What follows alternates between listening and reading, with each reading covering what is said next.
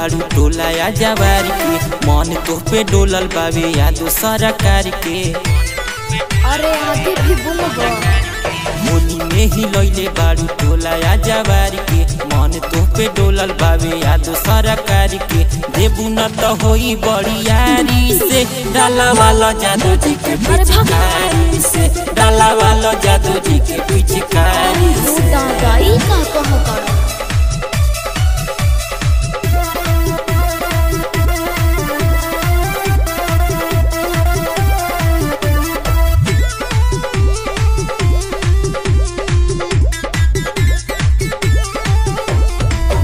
डालवालो ऊपर डालवालो लाले लाले रंग गोरे गाल पर लगालो।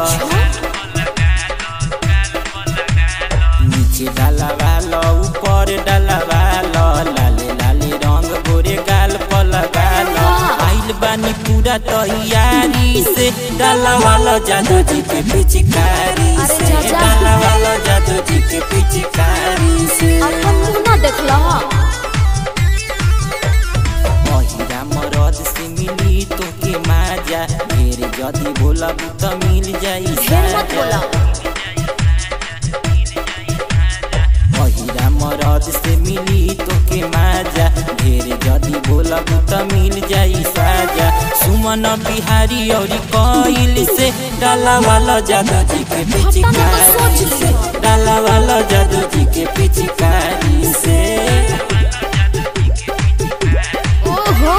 होली में ही लइले बारू टोला या जवार के मन तो पे डोलल बावे यादो सरकार के। देबू न तो होई बड़ी यारी से डाला वाला जादू जी के पिचकारी से हो डाला वाला जादू जी के पिचकारी से।